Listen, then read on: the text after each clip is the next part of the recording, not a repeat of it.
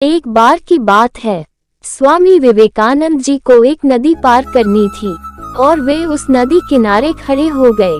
तभी उनके पास एक साधु आता है और उनसे पूछता है कि क्या आप ही स्वामी विवेकानंद जी हैं? उन्होंने जवाब दिया, हाँ मैं ही स्वामी विवेकानंद हूँ। तो उस साधु ने उनसे पूछा कि आप इस नदी किनारे क्या कर रहे हो? तो स्वामी विवेकानंद जी ने जवाब दिया, मुझे इस नदी को पार करना है और मैं एक नाव का इंतजार कर रहा हूँ। तो साधु ने उनसे कहा कि आप इतने बड़े इंसान हो और बहुत सारे लोग आपको अपनी प्रेरणा का स्रोत मानते हैं, लेकिन आप इस एक मामूली सी नदी को पार नहीं कर सकते। तो चलो मैं आपको इस नदी को पार करके दिखाता हूँ।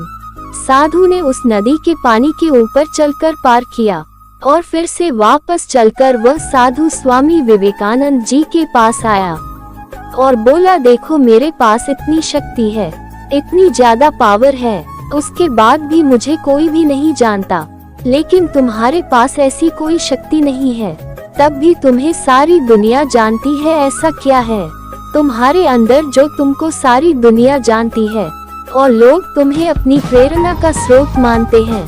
तो स्वामी विवेकानंद जी ने उस साधु से मुस्कुराते हुए पूछा कि तुम्हें इस विद्या को सीखने में कितना समय लगा?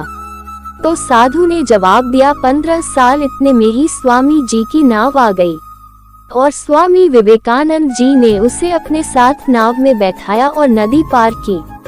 और पार करने के बाद स्वामी जी ने अपने जेब से 1 रुपया निकाला और उसने वाले को दे दिया, यानी कि दोनों के 50-50 पैसे हुए थे। स्वामी जी ने उस नाव वाले को 1 रुपया दे दिया। पैसे देने के बाद स्वामी जी ने उस साधु से कहा कि जो काम तुम 50 पैसे में कर सकते थे, उसे करने के लिए तुमने अपने जीवन के 15 साल बर्बाद कर दिए, और यही 15 साल अगर तुम समाज की भलाई में लगाते हैं तो आज तुम्हें भी पूरी दुनिया जानती, लोग तुम्हें प्रेरणा का स्रोत मानते हैं, और मैंने यही किया। आज मुझे पूरी दुनिया जानती है और तुम्हें कोई नहीं जानता। विवेकानंद जी ने उस्तादों से कहा कि तुम्हारे जैसे कई सारे लोग ऐसी चीजों में अपने कई दिन कई साल बर्बाद कर देते हैं जिनका उनके जिंदगी में कोई मतलब नहीं होता।